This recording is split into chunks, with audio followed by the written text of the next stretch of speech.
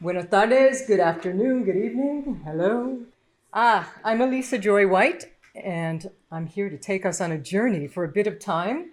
We might go over because I think I have less time than I imagined now, but that's okay. Imagination is the beginning, and we will go forward. Do Afro Europeans exist? A multivalent question considered.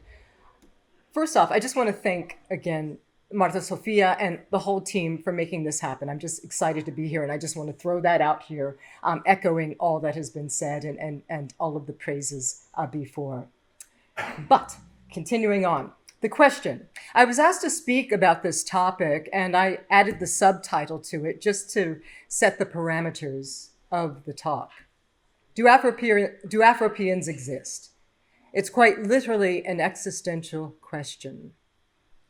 It's Introduction to Philosophy, or Philosophy 101, as we say in the United States. It's that Cartesian question, cogito ergo sum. Yes, I think, therefore I am. Rene Descartes in Discourses on the Method, 1637, he's saying, I think, therefore I am. And I could cheekily say, yeah, just because you think you're European does not mean you are.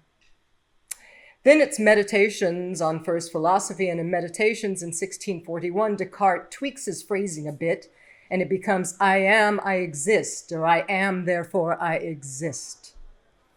So the question of Afro-Europeans existing is really about other questions as well, such as, can people of African descent in Europe be European? Can Black people be European? Implicit in the question is whether European identities can only be racialized as white. And yes, of course, the category of European includes people of African descent, and recent millennia too. Even as Marta Sofia just mentioned, we all have our roots there. Black people, people of African descent, people of the African diaspora, however you describe it, can be European, are European.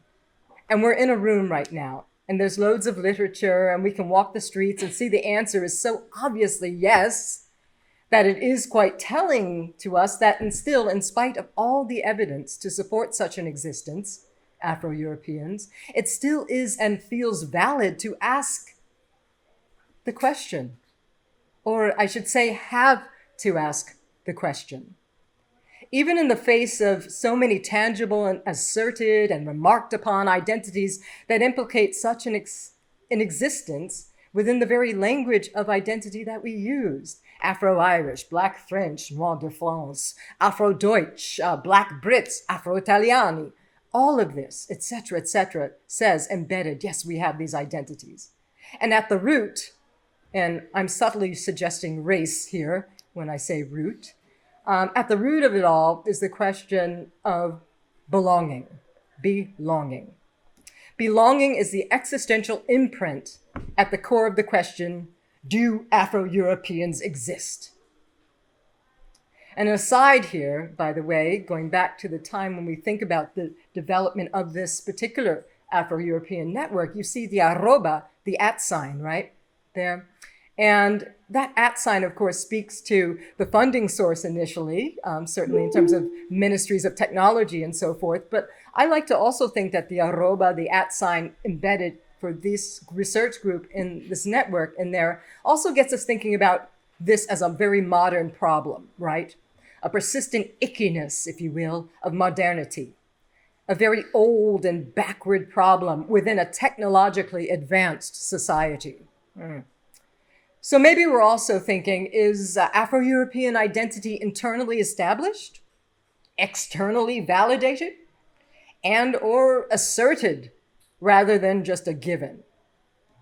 There are many parameters of identity. There's the cultural, the social, there's legal status. Are you a citizen? Are you a resident? Are you unregularized? Are you an asylum seeker, a refugee?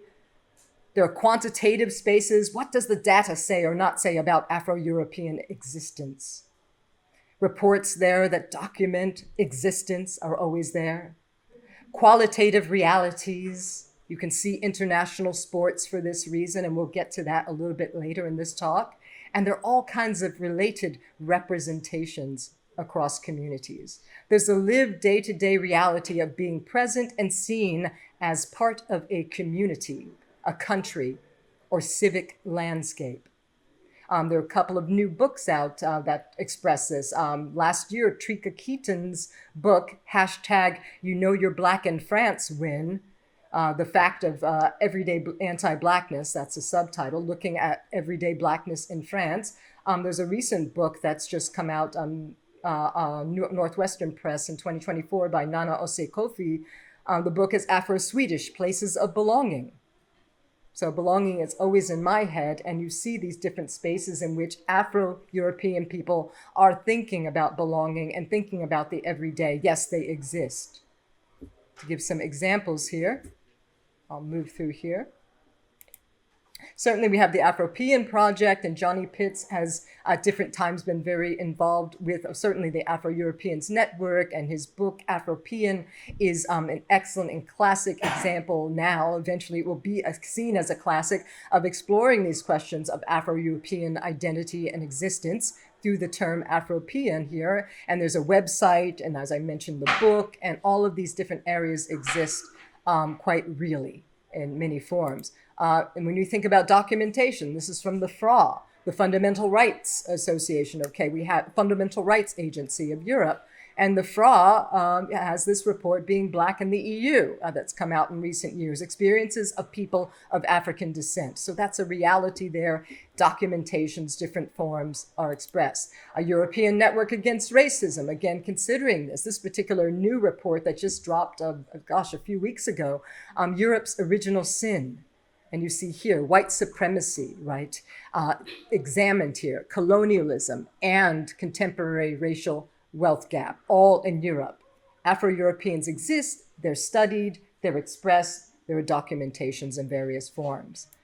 Here, quite recently, we know a few days ago, quite horribly, down in Las Canarias, we have this tragedy in which individuals, so far it's documented, 9 have died making that journey across the sea to the Canary Islands. Of course, before even getting to El Hierro, they have lost their lives. All of this is part of that narrative and the discussion of Black presence, and I'll get to that a little later too in this discussion as well. But again, Afro-Europeans exist, and as we see, sometimes it's about making sure they don't exist. Growing up Black and Irish, you see that here. Again, different websites. My own work has examined earlier days of people of African descent in Ireland, earlier in this particular century, most particularly. But now in 2024, you have websites, you have communities of identity. Growing up Black and Irish is something that is documented and expressed and lived. Here is just a couple of screenshots I'll bring up from a video by Tommy Kuti, who is a rap hip-hop artist out of Italy. And Tommy Cuti's video expresses Afro-Italian identity. It is about asserting, I am Afro-Italian, sono Afro-Italiano, and he sings it in this song. And here you have at the end of this video, and you can always look it up, I'm not playing the video, this is obviously just a screenshot. But you see from the Constitution, Articolo 3, you see Article 3 from the Italian Constitution indicated here. And with it, then, you see some documentations. Here we have tutti cittadini,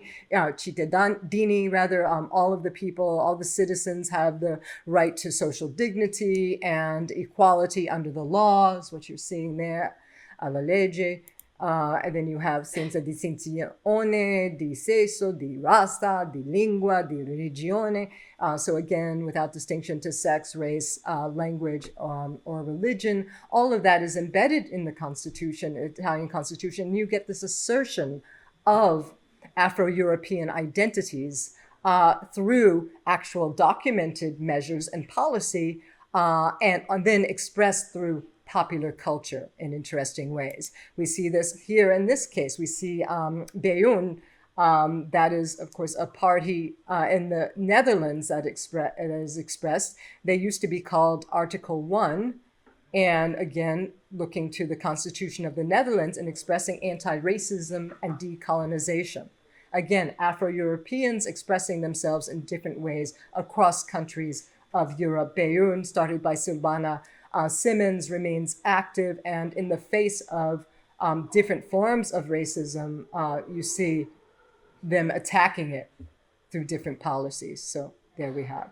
In my own work on immigration and those spaces, as I've mentioned before, you see different ways in which the spaces of a city include or exclude Afro-Europeans or potential Afro-Europeans. This is a montage of photos I've taken in Barcelona over the years with manteros, street vendors, laying their wares out, not regularized in spaces of quote unquote illegality, but they represent the landscape of the city.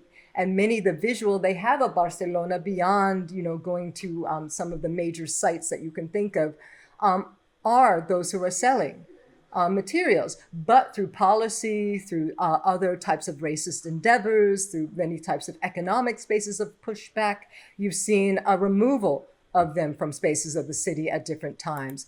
If you look here, and let's see if I got there on the screen here, you can see a shot I took in Plaza Catalunya in 2018, many selling all over the place. Then a particular policy, a crackdown by the Mayor Ada Colau, leads to 2019, that particular shot taken, not even a year later, and it's empty at the time. So you see also the story of Afro-Europeans is about presence and removal. And you can say, well, legally on paper, are these Afro-Europeans?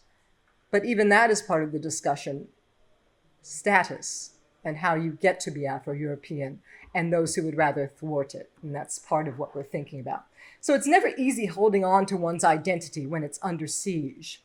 And over the years, I've kept thinking about James Baldwin in this particular context, particularly his lengthy debate with anthropologist Margaret Mead back in 1970. And it was published in a book called A Rap on Race in 1971. And they have this big debate. And it's the 100th anniversary year of Baldwin's birth, by the way. He was born in 1924, 2024. A lot of celebrations and commemorations around Baldwin. But in this rap on race, Baldwin says to Margaret Mead, I'm only black as long as you think you're white. I'm only black as long as you think you're white. And so positionality and perspective is key in understanding who belongs and who doesn't. And one identity might be asserted at the exclusion of another. So yes, Afro-Europeans exist, but it's a struggle, okay? It's a struggle because of too many pesky contingencies, some softly benign and others quite deadly. But belonging itself can be reinforced, belonging can be accepted, rejected, denied through the lens of history, and diaspora censors these histories, those of us who study diaspora. Just a brief aside here, I was thinking about this quite recently. I was on a flight, in an Iberia flight, and on the flight, just all of a sudden, one of the flight attendants, my favorite auxiliar de vuelo, comes up to me and he says, ¿Vives en España? ¿Vives en España? Do you live in Spain? And I said, no, California. And he said, oh, well, porque hablas español muy bien. I was like, well, my Spanish is not that brilliant. But I understood what he was saying and what he meant under that, because he was trying to place me, my body, my phenotype, on this flight, Iberia flight to Madrid, right? He's trying to place me because I'm a Black woman, but I wasn't speaking Spanish with a Caribbean inflection or Latin American, which is part of his positionality of diaspora, and that's what it was. Yeah, I know how to order my vino tinto, right? Instead of my, vino rojo, whatever, might be the case. The words I use are signifier. Oh, más vino tinto, por favor. Ginebra también. Oh, okay, I'm okay. But anyway, so you have this moment, but that's part of the story. But notice he didn't say, he asked if I lived in Spain, but he didn't say, are you Spanish? In his mind, I could be a Cubana, I could be from anywhere. He could place me in anywhere in the Caribbean, the Dominicana, República Dominicana, anywhere, but not Spain. And that tells us a story as well. I said to him, gracias, and I don't even know why I thanked him. So kind of strange. Maybe I wanted more vino tinto, I don't know. You have to be kind. Anyway.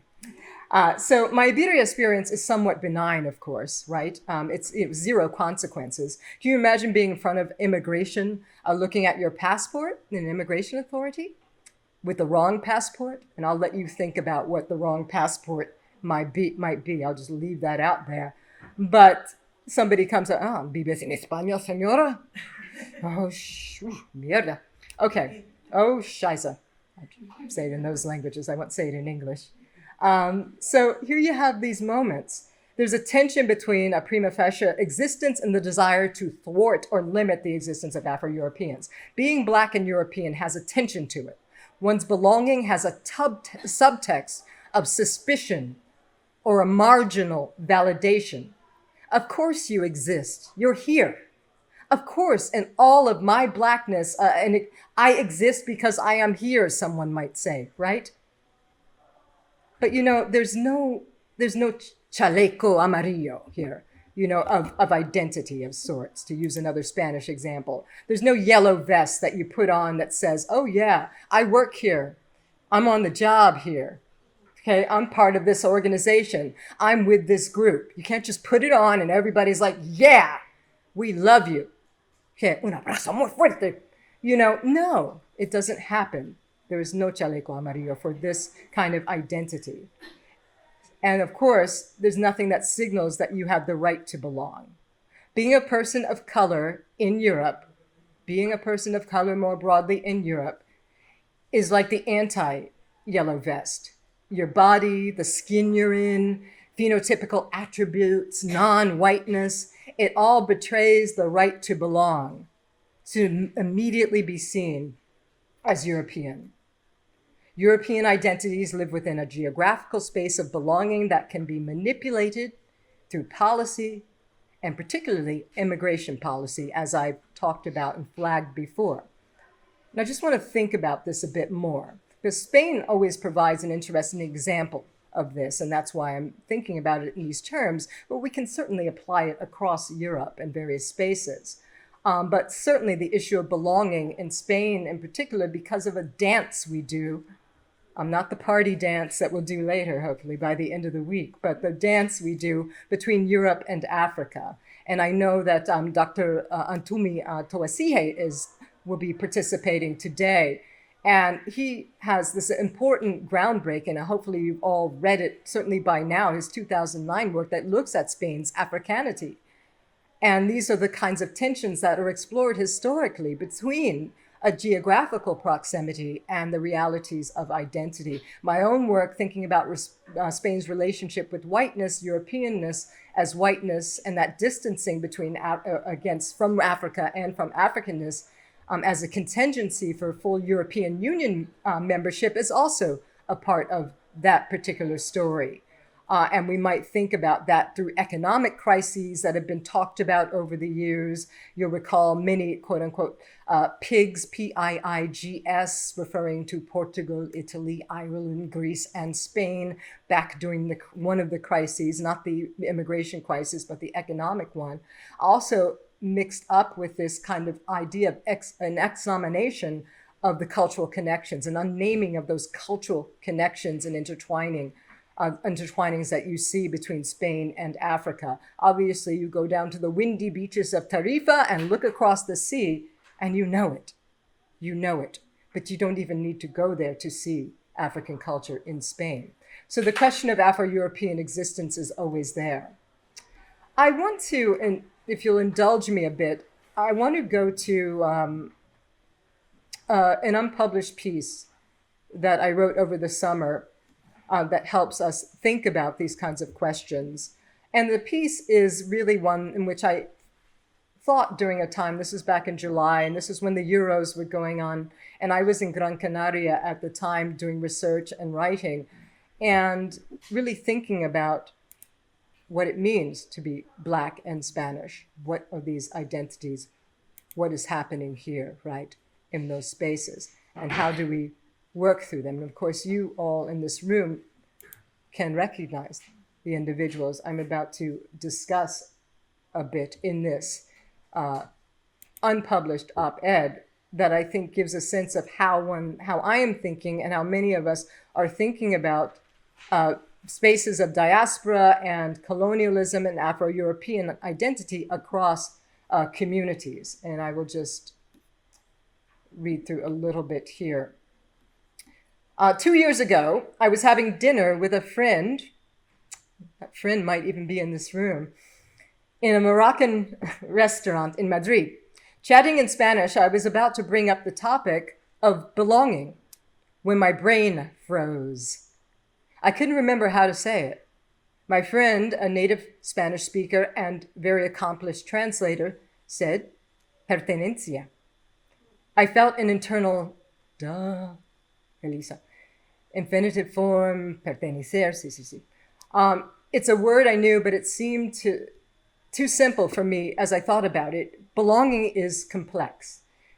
And I was recently on a research trip in the Canary Islands, and during my time there, and just a note here, this is geared towards an op-ed in the United States, so some things are explained.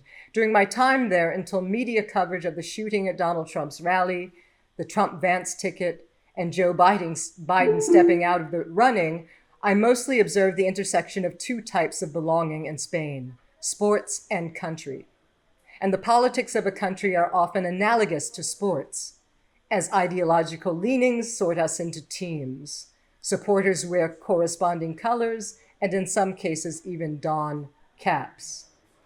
And there's been much excitement around the Spanish national team's ascent to the UEFA European Championship final against England. And the Euros have unleashed a next-level exuberance in a country that already lives and breathes a beautiful game. And at the center of the joy is the skillful work of two young players. Lamine Yamal, who turned 17 just a day before the final, and Nico Williams, who celebrated his 21st birthday the same week. History tells us, of course, that the love for an athlete or a sport does not necessarily translate into care for a community. Lest we forget, in 2020, Trump, a fan of that other football, vehemently opposed the act of NFL players taking a knee to bring attention to the fact that Black lives do and should matter. And for Yamal and Williams, the political backdrop of their experiences come through El Partido Vox. And it's worth noting that partido means party in the political sense, but can also refer to a sports match. So in this particular document, I go on to talk a bit about the extreme right, far right, about Vox. It's nice to be in León, the space of Castillo and León, which has a particular underpinning for the success of Vox in the Vox party a few years back in the election, but I'll leave that aside for now, but it's on my mind all the time. And so in this, I go on to talk about the legacy of Francoism and just the fact that these kinds of circumstances come up through far-right narratives and anti-Blackness and contemporary discussions of what Spanish identity is and who belongs and who doesn't. Continuing on. I'm just moving through quickly because I'm cognizant of the time and I see I'm going over. The Vox vision of Spain, I note, ticks several anti-criteria for belonging: anti-immigration, anti-abortion, anti-LGBTQ+, and considering their strident promotion of maternity to secure a more Spanish population, incentivizing 4 kids maybe, we can say it's also anti-woman. The main Vox slogan is Hacer España grande otra vez. Americans know, of course, make America great again, as a corollary. And I also note in this that another expression is Reconquista de España, right? This reconquest of Spain coming out of Vox. And I note in this, so perhaps they are misty for the Inquisition, a period in which Jews and Muslims were tortured for the cause of 15th century Christianity, read Catholic supremacy. As we know and live today, belonging and the need to belong can be violently fraught. And if you pop into 21st century Sevilla, you can visit the Inquisition headquarters. I think it's closed temporarily right now exclusively a human rights museum. So I lay all of this out in this as I move along quickly. But I bring it back to, of course, to Lamine Yamal, and of course Williams, and this whole discussion, because Yamal and Williams rather also express a regional pride. Yamal uses the 304 sign, which indicates his postal code of Rocafonda, which is in Catalonia's Mataró. And then we have Pamplona-born Williams recently lamented that he had to miss the running of the bulls because, of course, he was playing the final. So all of this I wrap into this sense of belonging, who belongs. But I note here, I watched, just another note here, I'll skip over a particular remark I have about Santiago Abascal to just go on, but you can just leave it out there. There's a odor in the room now, then you know why. But if you don't know why, well, we'll talk later. I watched the Euros final from Las Palmas, Gran Canaria, and a massive crowd that reflected Spain's diversity. Nico Williams scored a game-changing goal for La Roja at the top of the second half. Spain went on to win the Euro Cup 2-1. The fans erupted with joy, and a sponsored fireworks display went off. They looked up at the sky, dancing, cheering, hugging, singing, Campeones. By the next evening, Yamal, Williams, and their teammates flew home to celebrations, including a meeting with the King and Queen of Spain. Winning clearly facilitates some belonging. As for the unaccompanied minors that I also considered at the time, who were watching the national team win, those unaccompanied minors in those spaces of the Canary Islands, the complex boundaries of belonging persist.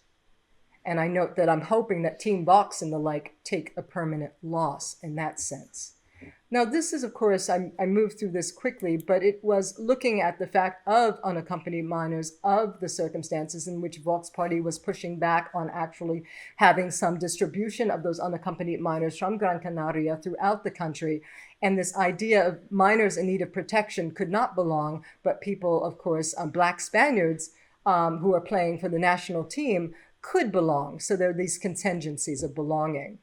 This leads to other areas of legality, certainly as we think about the recent ruling that around racism in sport, and individuals who have been prosecuted for their racist remarks, receiving up to a year in prison. There are 3 cases that have come up. So that also tells us about different transitions of belonging. The fact that we can talk about anti-Blackness is unacceptable tells us about belonging in spaces of Spain and other places through policy and the law. There are also individuals, of course, who might counter that. And this is from a project I've done on Bertrand Ndongo, often called the Negro de Vox. Every Black person who's in Spain is not necessarily advancing the rights of Black people. I'll just leave that there. But there are other ways in which individuals certainly are in considering these particular experiences. Just as I move through even quicker here, there are ways in which we see hope. And I just want to note that, of course. And here you see this comes from Barcelona, the organization of street vendors organizing Top Manta. Those who are selling, as you know, merchandise on blankets are known as Top Manta. And here you see ninguna persona es ilegal, no person is illegal. Again, talking about that status and belonging, because to be illegal places you in, obviously, an extra legal space and a space of non-belonging. We get beyond that. Or you have, as I said, Top Manta as an organization. You have a store, of course, in there are different outlets, but the main beginning of it all is in Barcelona. You have T-shirts. That's me in the back room with some folks modeling some T-shirts a few years ago.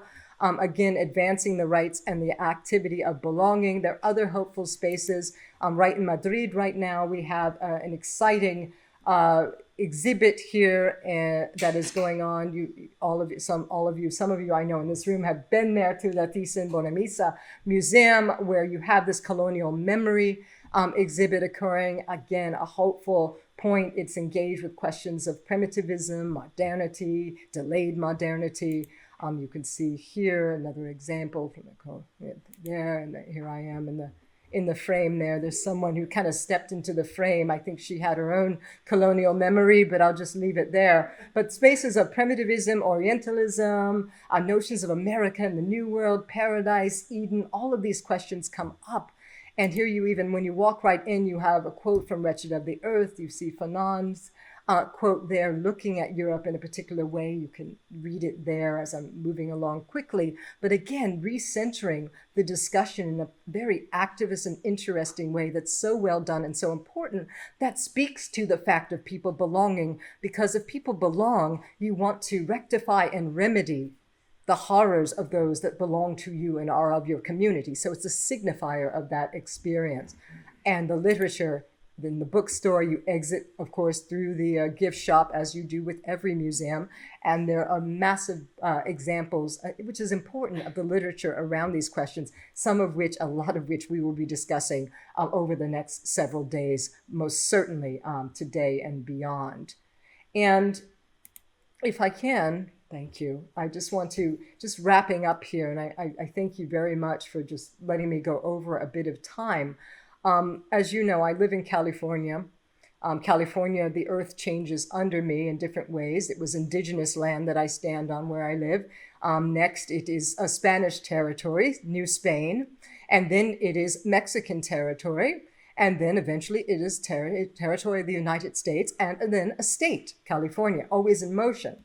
But those long histories of diaspora and identity persist. When I speak to individuals who are Mexican of Mexican descent in California, sometimes when I mention Spain, you get that kind of moment, sacudiendo la cabeza, shaking my head here, because, oh boy, yeah, the Spanish, los españoles, they say, oh yeah, that history. Because they know the violence, they know the history, they know the presence that gets them to a point in which they are Mexican Americans, right? But it's a long legacy and a narrative.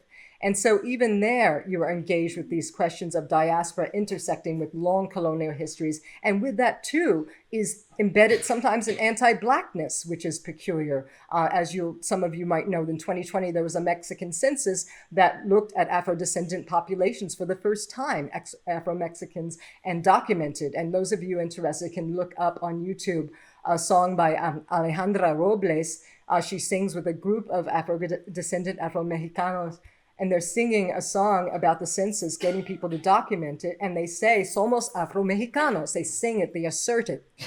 And so you have this intersection of diasporas, and they go, sí, por supuesto que sí. They say, I am here. Sí, por supuesto que sí. I can't sing it right now. I'm out of tune. And out of time, I know.